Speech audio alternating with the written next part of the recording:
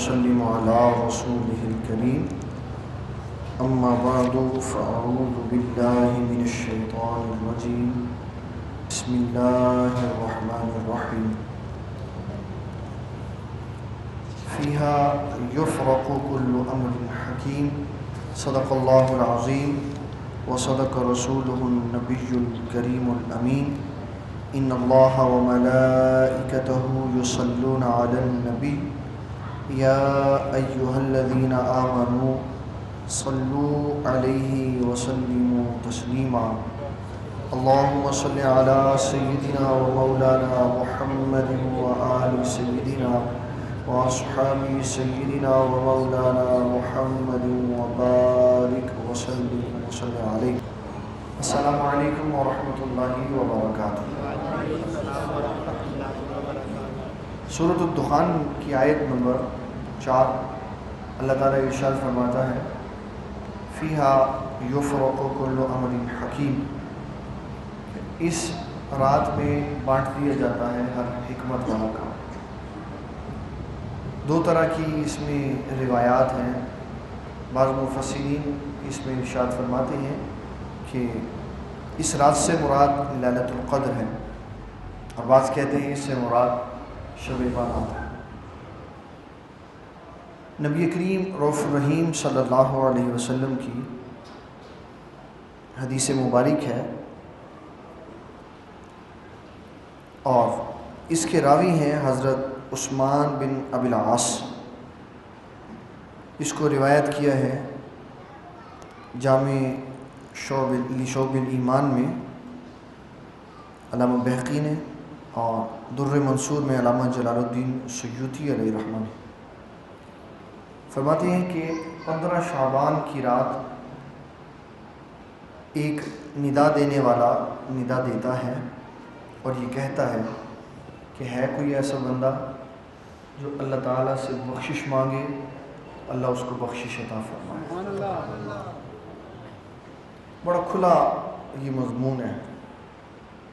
یہ صرف 15 شعبان کی رات میں بخشش نہیں ملتی، بلکہ اللہ تعالیٰ جل مجدہ الکریم ہر رات کے آخری پہر میں ایسے ہی ندا دیتا ہے اور کھلے عام پیغام دے دیتا ہے کہ اے مانگنے والوں جو چاہیے مجھ سے مانگو میں عطا کروں. اسلام نے کسی رات میں بھی پوری رات سو جانے کا حکم نہیں دیا، بلکہ ہر رات میں رات کے آخری پہر میں اٹھ کے عبادت کر کے اللہ تعالیٰ سے جو چاہے انسان وہ مانگ سکتا ہے. اللہ تعالیٰ نے اس کا دروازہ کھولا ہوا. ہم نے خود اس کو مقید کر دیا ہے 15 شعبان کے ساتھ. 15 شعبان فضیلت والی رات ہے، اس میں کوئی پریشانی نہیں ہے، لیکن اس کا مطلب یہ نہیں ہے کہ اللہ تعالیٰ صرف اسی رات کو دیتا. اللہ تعالیٰ جل مجدہ الکریم ہر رات میں ندا دیتا ہے. کب دیتا ہے؟ جب لوگ سوئے ہوتے ہیں. جب لوگ سوئے تو ویسے ہم صبح بھی ہوتے ہیں، سوئے تو ہم صبح بھی ہوتے ہیں. مثلا جب نماز ظہر ہوتی ہے تب بھی ہم سوئے ہوتے ہیں، تبھی تو ندا کا جواب نہیں دیتے. جب نماز عصر ہوتی ہے ہم اس وقت بھی سوئے ہوتے ہیں. جب نماز مغرب ہوتی ہے اس وقت بھی سوئے ہوتے ہیں. جب نماز عشاء ہوتی ہے تب بھی ہم سوئے ہوتے ہیں. تبھی تو اللہ تعالیٰ کی پکار، اس کی ندا کا ہم جواب نہیں دیتے. وغیرہ اللہ تعالیٰ جل مجدہ الکریم جب پکارتا ہے تو حق یہ ہے کہ جب وہ پکارے تو اس کی پکار کا جواب دینا چاہے. وہ ندا بار بار دیتا ہے، صبح میں بھی دیتا ہے، رات میں بھی دیتا ہے، دن میں بھی دیتا ہے، دوپہر میں بھی دیتا ہے، شام میں بھی دیتا ہے. اس کی ندا کو نہیں سنتے ہیں. یہ فضیلت کی رات ہے، لیکن یہ جو فضیلت ہے یہ نماز مغرب کے بعد شروع ہو جاتی ہے اور فجر تک رہتی ہے. اور عام راتوں میں یہ فضیلت صرف رات کے آخری پہر میں ہوتی ہے.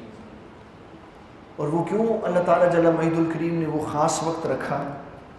اس لیے کہ فجر میں ریاکاری ہو سکتی ہے، ظہر میں ہو سکتی ہے، عصر میں ہو سکتی ہے، مغرب میں ہو سکتی ہے، عشاء میں ہو سکتی ہے. رات کے آخری پہر میں کوئی ریاکاری نہیں ہو سکتی. فجر میں لوگ جاگ رہے ہوتے ہیں، ظہر میں، عصر میں، مغرب میں، عشاء میں، تو رات کے 3 بجے کون جاگ رہا ہو؟ سب سوئے ہوتے ہیں. تو اللہ فرماتا ہے اب جب سب سوئے ہوئے ہیں تو اٹھ کے میری عبادت کر. اس وقت میں جو میری عبادت کرے گا، جو مانگے گا، میں اس کو عطا فرماؤں گا.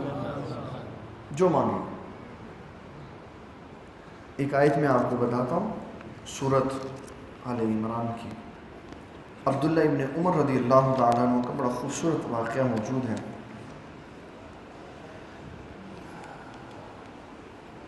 آیت نمبر ہے 17.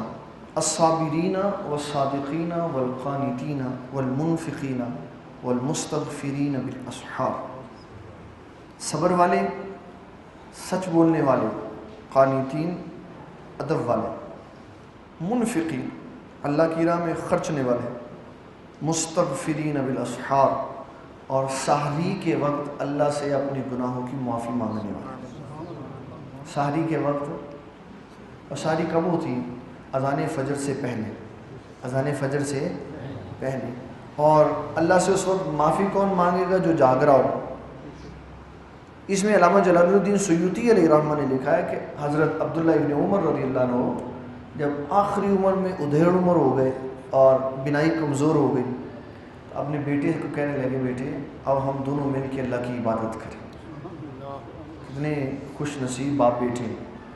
باپ بھی عبادت گزار ہے، بیٹا بھی عبادت گزار ہے. اور باپ کہہ رہا پتر چلا آج دونوں ساری رات عبادت کریں. بیٹے بھی تابع دار تھے. انہوں نے کہا نہیں ابا جی میں آج تھکا ہوا. انہوں نے کہا میرے باپ نے کہا چلو میں بھی عبادت کروں. تھوڑی دیر گزری، عبداللہ ابن عمر نے سوال کیا بیٹے سحری کا وقت ہو گیا؟ تو کہا نہیں ہوا. اب نے فرمایا چلو پھر عبادت کر. تیسری بار جب حضرت عبداللہ ابن عمر نے پوچھا کہ بتاؤ سحری کا وقت ہو گیا، تو بیٹا کہنے لگا بھائی کیا ہے، کیوں بار بار پوچھتے ہیں؟ آپ نے فرمایا تو نے قرآن مجید نہیں پڑھا کہ اللہ کے بندے ساری رات عبادت کرتے ہیں اور سحری کے وقت اپنے گناہوں کی توبہ کرتے ہیں. تو میں اس لیے بار بار پوچھ رہا ہوں کہ کہیں ایسا نہ ہو کہ سحری کا وقت گزر جائے اور میرا استغفار رہ جائے. میں نے اللہ سے استغفار کرنا. تو یہ وہ سحری کا وقت ہے جس میں اللہ تعالیٰ لوگوں کے قریب ہو جاتا ہے. ویسے میں ہے قریب ہی، ہے قریب ہی. اللہ تعالیٰ فرماتا ہے میں تمہاری شاہ رگ سے بھی زیادہ قریب ہوں. جب وہ اتنے ہمارے قریب ہے تو اس کے باوجود وہ کرم نوازی فرماتا ہے اور قریب ہو جاتا. اور وہ قریب ہے ہمارے افعال کے جاننے میں. یہ جو نحن اقرب الیہ من حبل الورید کی جو صدا ہے نا، اس کا معنی ہے وہ ہمارے افعال سے باخبر ہے. ہم جو کرتے ہیں اس کو جانتا ہے اللہ تعالیٰ جل مجدہ الکریم. لیکن یہ جو نماز فجر سے پہلے سحری کے وقت وہ قریب ہوتا ہے، اس کا معنی یہ ہے کہ وہ لوگوں کی حاجات پوری کرنے کے لیے ان سے خود پوچھتا ہے اے میرے بندے کچھ چاہیے؟ اگر چاہیے تو بتا میں تجھے عطا کروں. اسی کو ملے گا جو جاگ رہا ہو. یہ جو سحری سے پہلے کا اور سحری کے بعد کا وقت ہے، یہ بڑا خوبصورت اور قیمتی وقت ہے جو بدقسمتی سے روز ہی ہمارا بسترے پہ گزر جاتا ہے. نہ ہم سحری سے پہلے جاگتے ہیں، نہ نماز فجر کے بعد جاگتے ہیں. دیکھیں نبی صلی اللہ علیہ وسلم کے ساتھ شادی ہوئی ام المومنین سیدہ عائشہ صدیقہ کی. بڑی چھوٹی سی عمر تھی. تب سے لے کے آپ صلی اللہ علیہ وسلم کی وفات کے بعد آپ نے 47 سال دین کی خدمت کی. کتنے سال؟ 47 سال دین کی آپ نے خدمت کی. اتنا عرصہ، اور محدثین کہتے ہیں اس ساری زندگی میں بالغ ہونے سے لے کے وفات تک ایک دن بھی بی بی عائشہ صدیقہ کی نماز اشراق کبھی قضا نہیں ہوئی. کبھی قضا نہیں نماز اشراق. اس کا مطلب ہے کہ وہ نماز اشراق کی اتنی پابند تھی تو باقی نمازوں کی بھی تو پابند ہو. یہ تو نہیں ہے کہ اشراق پڑھنے کے لیے اٹھتے تھے. اور یہ تبھی ہوتا ہے جب انسان اپنی نوافلوں کی حفاظت کرتا. اگر وہ یہ نوافلوں کی مثال اور سنتوں کی اور واجبات کی اور فرضوں کی مثال ایسے بیان کی جاتی ہے کہ فرض سونے کا محل ہے، واجبات چاندی کا محل ہے، سنتیں لوہے کا محل ہے اور نفل مٹی کا محل ہے. سونا سب سے آگے، پھر اس کے بعد چاندی، پھر اس کے اوپر لوہا پھر اس کے بعد حصار بنا ہوا مٹی کے محل کا. تو جو بندہ اپنے مٹی کے محل کی حفاظت کرتا ہے نا، اس کا سونے کا محل ہمیشہ محفوظ رہتا. اور جو شیطان کے وسوسے میں آ جاتا ہے، شیطان پہلے اسے مٹی کا محل گرواتا، کہتا کوئی ضرورت نہیں نفل پڑھنی، پھر کیا روز پڑھتے ہو آج رہنے، گرا دیا. پھر اس کے بعد حملہ کرتا ہے لوہے کے محل پہ، پھر حملہ کرتا ہے چاندی کے محل پہ، پھر حملہ کرتا ہے سونے کے محل میں، اور پھر آخر میں کیا کرتا ہے، فرض اگر نہیں چھوڑتا تو فرض میں خرد برد شروع کر دیتا. خرد برد کیا ہوتی؟ مثلا تکبیر تحریمہ کیا ہے کہ مختصر قرات، پھر رکوع میں تسبیح 3 کی بجائے 1، سجدے میں تسبیح 3 کی بجائے 1، اور جلدی جلدی یہ سونے کے محل میں خرد برد ہو. تو شیطان کی کوشش ہوتی ہے بندے کے سونے کے محل کو تباہ کرنے کی، اور جو بندہ اپنا مٹی کا محل بچا کے رکھتا ہے، شیطان کبھی اس کے سونے کے محل تک نہیں پہنچ سکتا. تو اللہ تعالیٰ جل مجدہ الکریم ہر رات میں قریب ہو جاتا اور ندا دیتا ہے. خود اللہ تعالیٰ ندا دیتا کہ کسی کو کچھ چاہیے تو وہ مجھ سے مانگے، میں اس کو عطا کروں گا. تو یہ اس کی کرم نوازی ہے. نبی کریم صلی اللہ علیہ وسلم آپ ارشاد فرماتے کہ اللہ تعالیٰ جل مجدہ الکریم 15 شعبان کی رات کو کینہ رکھنے والے کی مغفرت نہیں فرماتا. کینہ رکھنے والے کی، بغض رکھنے والے، حسد کرنے والے کی مغفرت، کافر کی مغفرت نہیں فرماتا، مشرک کی مغفرت نہیں فرماتا، جادوگر کی مغفرت نہیں فرماتا. لیکن یہ اگر بندے اللہ تعالیٰ جل مجدہ الکریم کے حضور سچی توبہ کر لیں تب بھی اللہ ان کو معاف فرما دیتا. اس کا دریا معافی کا بہت بڑا ہے، اس کو کوئی پریشانی نہیں ہوتی. جتنا بڑا مرضی مجرم آ جائے، جتنا بڑا مرضی. جب اس نے موسیٰ علیہ السلام کو بھیجا فرعون کے پاس، نظریہ کیا تھا؟ وہ کوئی چھوٹا ظالم تو نہیں تھا، 1,40,000 بندوں کا قاتل تھا. 1,00,000 یہ وہ تھے جو اس نے ایک بار قتل کیے تھے، ایک بار. باقیوں کی تعداد تو یذبحون ابناءکم ویستحیون نساءکم، فرمایا وہ تمہارے لڑکوں کو ذبح کر دیتا تھا اور عورتوں کو لونڈیاں بنا کے چھوڑ دیتا تھا. تو وہ بہت بڑا ظالم تھا. اتنا بڑا ظالم ہونے کے باوجود اللہ تعالیٰ نے موسیٰ علیہ السلام سے فرمایا جاؤ اس کے بعد اس کو پیشکش کرو، اگر یہ مجھے رب مان لے گا تو سارے گناہ معاف ہو جائیں گے، سارے معاف ہو. اور ایک اور پیشکش کرنی ہے اس کو، جب تک یہ زندہ رہے گا بادشاہ یہی رہے گا، بادشاہ یہی رہے گا. لیکن اس کی قسمت میں ایمان نہیں تھا، وگرنہ اللہ تعالیٰ نے تو معافی کا سب سے بڑا دروازہ کھول دیا ہوا تھا کہ یہ کسی طرح لوٹ آئے، کسی طرح معافی مانگ لے، اپنے گناہوں سے تائب ہو جائے تو میں اس کے گناہ معاف کروں. تو ہر رات میں اللہ تعالیٰ جل مجدہ الکریم زمین کے قریب ہوتا ہے، دنیا کے قریب ہوتا ہے، لوگوں کے قریب ہوتا ہے، اور پکار کے ندا دے کے کہتا ہے کوئی ہے جو مجھ سے معافی مانگے، کوئی ہے جو مجھ سے رزق مانگے، کوئی ہے جو مجھ سے فلاں شے مانگے. جو کوئی اس وقت اللہ تعالیٰ سے جو شے مانگے اللہ تعالیٰ اس کو عطا فرما. اور پھر جب نماز فجر کے بعد کا وقت آتا ہے تو اس میں بھی ایک بڑی خوبصورت حدیث مبارک آتی ہے. نبی کریم صلی اللہ علیہ وسلم آپ ایک دن گھر تشریف لے آئے، شاید اسی دن بی بی عائشہ صدیقہ کو یہ درس دینا تھا. آپ آرام کرنے کے لیے لیٹ گئی ہوئی تھی، آپ نے بی بی عائشہ صدیقہ کو اٹھایا. جب بی بی عائشہ صدیقہ اٹھی تو دیکھا نبی صلی اللہ علیہ وسلم تھے صاحب. جی حضور حکم فرمائے. آپ نے فرمایا بی بی عائشہ آپ سو رہی ہیں، اللہ تعالیٰ تو رزق تقسیم فرما رہا ہے، اللہ تعالیٰ تو رزق تقسیم کر رہا ہے. تو یہ جو نماز فجر سے پہلے اور بعد کا وقت ہے، یہ ایک تو اللہ کے قرب کا وقت ہے، دوسرا رزق حلال کی وسعت کا وقت ہے. جو بندہ اس میں جاگ کر اوراد و وظائف پڑھے، تسبیحات پڑھے، قرآن مجید کی تلاوت کرے. میں نے اپنے یہ بزرگوں سے سنا ہے کہ جو بندہ نماز پنجگانہ پڑھے، نبی صلی اللہ علیہ وسلم پر درود شریف پڑھے، دعا استغفار کرے، اور ہر روز 5 تسبیحات تیسرے کلمے کی پڑھے اور پھر وہ تسلسل کے ساتھ یہ کام کرے کم از کم 3 مہینے. مٹی کو ہاتھ لگائے تو اللہ اس کو سونا بنا دیتا. اس کا معنی یہ نہیں ہے کہ وہ مٹی سونا بن جاتی. اس کا معنی ہے کہ جس طرح انسان کے پاس سونا آ جائے تو ریل پیل ہو جاتی ہے, برکت آ جاتی ہے, اس طرح اللہ تعالیٰ اس کے مال میں برکت پیدا فرما دیتا. کوئی یہ نہ ہو کہ 90 دن کے بعد کہہ جی یہ تو مٹی سونا بن نہیں رہی. اس کا معنی یہ نہیں ہے. اس کا معنی یہ ہے مٹی کو سونا بنانے کا کہ اللہ وسعت عطا فرما دیتا ہے اس کے مال میں کہ مال مٹی کے برابر ہوتا ہے اور بکتا سونے کے برابر. ایسے اس کے مال میں برکت پیدا ہو جاتی ہے. تو یہ وظائف, اور وہ ویسے بھی دے سکتا ہے, وہ ویسے بھی دے سکتا. علامہ منذری رحمۃ اللہ علیہ نے لکھا ہے اللہ تعالیٰ بندے کے کام کرتا رہتا ہے, پھر روک دیتا ہے, پھر نہیں کرتا. پھر نہیں کرتا. کہا کیوں نہیں کرتا؟ کہا نبی صلی اللہ علیہ وسلم فرماتے ہیں اللہ تعالیٰ اس کو کہتا ہے کہ میں تیرے کام کر رہا تھا, اب میں نے روک دی, اب تو نظر مان. پھر اس سے نظر منواتا ہے, وہ نظر مانتا ہے یا اللہ میرا یہ کام کر دے تو میں تیری راہ میں اتنا مال دوں گا.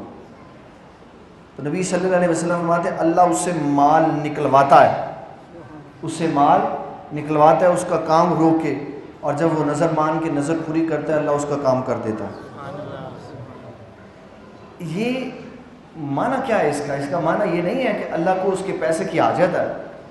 اللہ تعالیٰ چاہتا ہے یہ میری راہ میں پیسے خرچ کرے تاکہ قیامت والے دن بخشا جائے, بخشش کے بہانے, وگرنہ دے تو خود ہی رہا ہے. اگر اس نے لینے ہی تھے تو دیے کیوں تھے؟ اس نے دیے تھے اس لیے تاکہ ہم اس کی راہ میں دیں, تاکہ ہمارے مال میں اور برکت پیدا ہو. اللہ تعالیٰ جل مجدہ الکریم یہ سارے معاملات اس لیے کرتا ہے کہ کوئی کام ہی ایسا کر دے, کوئی اس کی ادا ایسی ہو کہ میں اس کو بس بخش دوں. وہ چاہتا ہے بخشے جائے, تو وہ بخشش فرماتا ہے ہر رات میں. 15 شعبان کی رات خاص نہیں ہے, ہر رات میں بخشش فرماتا ہے. اس رات میں کچھ خصوصی فضل فرما دیتا ہے, ویسے ہر رات میں وہ بخشش فرماتا ہے. جتنے بندے جاگ رہے ہو, شیخ سعدی شرازی رحمۃ اللہ علیہ کی میں نے ایک بات پڑھی, بڑی خوبصورت, بڑی کمال. آپ ایک طالب علم کو سبق پڑھا رہے تھے سحری کے وقت. وہ شیخ سعدی شرازی کے سامنے بیٹھا ہوا تھا, تو باقی سارے سوئے ہوئے تھے. کہنے لگا استاد جی میں کتنا اچھا ہوں کہ میں سحری کے وقت آپ کے ساتھ بیٹھ کے علم کی باتیں کر رہا ہوں, آپ سے علم حاصل کر رہا ہوں, میرے سارے ساتھی سوئے ہوئے. آپ نے فرمایا تجھ سے یہ سوئے ہوئے 1000 گنا بہتر ہے, تجھ سے یہ سوئے ہوئے 1000 گنا بہتر ہے. کہنے لگا وہ کیسے؟ آپ نے فرمایا تو جا کے غیبت کر کے گناہ کما رہا ہے, اور یہ علم دین حاصل کرنے کے لیے آرام کی نیند سوئے ہوئے ہیں, انہیں ثواب مل رہا ہے, تجھے گناہ ہو رہا ہے. کہ اگر بندہ ساری کے وقت جاگے اور اس وقت بھی وہ غیبت میں اور ایک دوسرے کی بغض اور کینے میں مبتلا رہے تو فائدہ اس وقت بھی جاگنے کا کوئی نہیں ہوتا. اس وقت جاگنے کا تو مقصد یہ تھا کہ یہ جاگ کے قرب بارگاہ الہی حاصل کرنے کے لیے اپنے دل کو ہر غیر سے پاک کر دیتا, تاکہ اللہ تعالیٰ جل مجدہ الکریم اس کو اپنے قریب کر دے. تو جب اس وقت بھی یہ غیبت میں پڑا ہوا ہے, ایک دوسرے کے بغض میں پڑا ہوا ہے, ایک دوسرے کے پیچھے لگا ہوا ہے کہ میں کس طرح اس کی ٹانگ کھینچوں گا, تو اس کا یہ جاگنا کوئی فائدے کی بات نہیں ہے. بلکہ اس کو چاہیے تھا کہ اپنے دل کو ہر غیر سے خالی رکھتا, تاکہ اللہ تعالیٰ جل مجدہ الکریم اس کے دل کو انوار التجلیات سے بھرتا. تو ساری کے وقت بندہ اگر روز جاگے, ویسے بھی اسلام نے اس عمل کو پسند فرمایا ہے جس میں تسلسل ہوتا, جس میں اگر ایک بندہ ہفتے کے بعد اٹھ کے 50 نفل پڑھے, ایک بندہ ہفتے کے بعد اٹھ کے 50 نفل پڑھے, اور ایک بندہ روز 2 نفل پڑھے, تو 2 نفل پڑھے تو 7 دن میں کتنے ہو گئے؟ 14. تو دوسرے کے کتنے ہو گئے؟ 50. تو ثواب کس کو زیادہ ہے؟ 50 والے کو. کس کو زیادہ ہے؟ 50 والے کو. کیوں؟ اس نے 50 رکعات نماز پڑھی, 100 سجدے اس نے اللہ کی بارگاہ میں کی. ثواب اس کو زیادہ ہے جس نے رکعتیں زیادہ پڑھی ہیں, لیکن قرب اس کو زیادہ ہے جس کی عبادت میں تسلسل ہے, جس کی عبادت میں تسلسل ہے. نبی کریم صلی اللہ علیہ وسلم ارشاد فرماتے ہیں اللہ تعالیٰ اس بندے کی عبادت کو زیادہ پسند فرماتا ہے جس کی عبادت میں تسلسل ہو، اگرچہ وہ عبادت تھوڑی ہو۔ 15 شعبان کی رات کو عبادت کر لینا اور ساری رات جاگ لینا ثواب ہے، یہ نہیں ہے کہ ثواب ہے، بڑا ثواب۔ نبی صلی اللہ علیہ وسلم کی ایک بڑی خوبصورت بات ہے کہ اگر کوئی بندہ اس رات میں 100 رکعات نماز نفل صلاۃ الخیر پڑھے تو اللہ تعالیٰ اس کے نتیجے میں 70 بار اس کی طرف نگاہ کرم فرماتا ہے، اور ایک بار نگاہ کرم کرنے پہ اللہ تعالیٰ اس کی 70 حاجات پوری فرماتا ہے، اور ان 70 حاجات میں ایک سب سے معمولی شے یہ ہے کہ اللہ تعالیٰ اس کے پچھلے سارے صغیرہ گناہ معاف فرما دیتا ہے۔ ابھی وہ جز در جز بات ہو رہی ہے، ابھی ایک نگاہ کرم کے 70ویں حصے کی یہ شان ہے کہ سارے گناہ معاف ہو گئے، تو باقی کا کیا حال ہے؟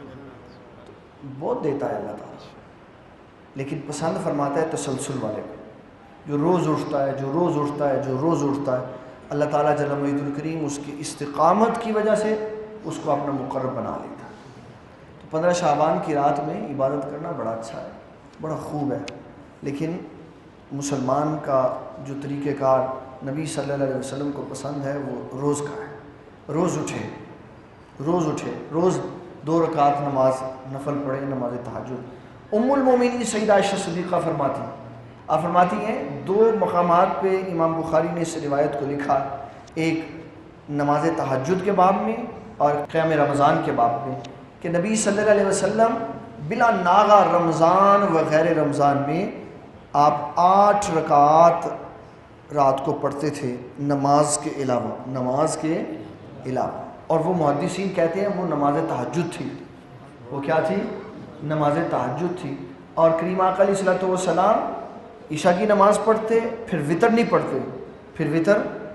پڑھتے، پھر آپ آرام کرنے کے لیے لیٹ جاتے، پھر جب رات کا آخری پہر ہوتا تو آپ صلی اللہ علیہ وسلم دوبارہ قیام فرماتے۔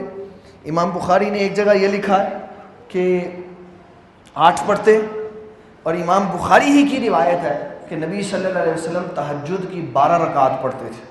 یہ کتاب الصلاۃ میں حضرت عبداللہ ابن عمر رضی اللہ عنہ کے حوالے سے لکھا ہے کہ بی بی حفصہ کے بھائی تھے، اور نبی صلی اللہ علیہ وسلم کی زوجہ محترمہ ان کی بہن تھی، تو یہ ان کے گھر چلے گئے کہ میں یہ دیکھوں کہ رات نبی صلی اللہ علیہ وسلم کے کیا معمولات ہوتے ہیں۔ تو عبداللہ ابن عمر فرماتے ہیں نبی صلی اللہ علیہ وسلم نے نماز تہجد کی 12 رکعات پڑھی، 12 بھی پڑھی 8 بھی پڑھی، تو اس کا دونوں کو جب ملائیں گے تو بڑا خوبصورت اور صاف معنی واضح ہوگا کہ جس دن نبی صلی اللہ علیہ وسلم نے زیادہ عبادت کی تو 12 پڑھ لی، نہیں تو کم از کم آپ نے 8 رکعات نماز تہجد ضرور پڑھی، اور بتایا کہ اللہ تعالیٰ جل مجد الکریم کا پیارا ہونے کے باوجود اس کی عبادت کر رہا ہوں۔ پھر اس کے بعد آپ وطر پڑھتے تھے، اور اس کے اندر ایک اور حدیث مبارک کا اضافہ اگر کر لیں تو بات اور خوبصورت ہو جائے گی۔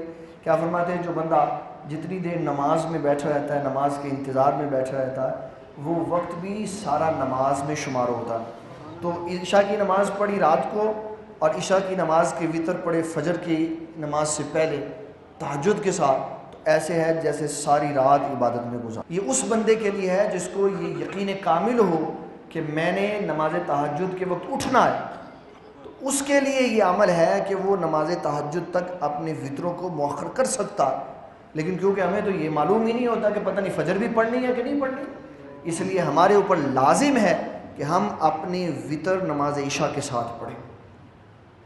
یہ نہ ہو کہ کوئی کل سے عشاء کے وطر چھوڑ دو کہ جی نماز تہجد کے ساتھ، تو پھر پتہ چلے گا تہجد بھی گئی، وطر بھی گئے، فجر بھی گئے، سارا کچھ۔ نبی صلی اللہ علیہ وسلم کیونکہ یقین کامل والے تھے، تو آپ کو پتہ تھا کہ میں نے اٹھنا ہی اٹھنا ہے، تو آپ صلی اللہ علیہ وسلم پھر جو وطر تھے وہ نماز فجر کے ساتھ پڑھتے۔ تو اللہ تعالیٰ نے نبی صلی اللہ علیہ وسلم کے ذریعے سے امت کو یہ پیغام دیا ہے کہ عبادت وہ اللہ کا قرب دیتی ہے جس میں تسلسل زیادہ ہوتا ہے۔ اس لیے آج کل کی جو رات ہے 15 شعبان، یہ بڑی بابرکت رات، اللہ تعالیٰ جل مجید الکریم بن مانگے معافی عطا فرماتا، لیکن یہ معافی اس نے ہر رات میں رکھی ہوئی، اگر کر لیں گے تب بھی وہ معافی دے گا، آج لیں گے تب بھی معافی دے گا۔ اس لیے مومن کا طریقہ کار یہ ہونا چاہیے کہ وہ اللہ تعالیٰ جل مجدہ الکریم کی عبادت میں استقامت اختیار کرے، روز اس کی عبادت کرے۔ اللہ تعالیٰ ہمیں دین کا فہم عطا فرمائے۔ وما علینا الا البلاغ۔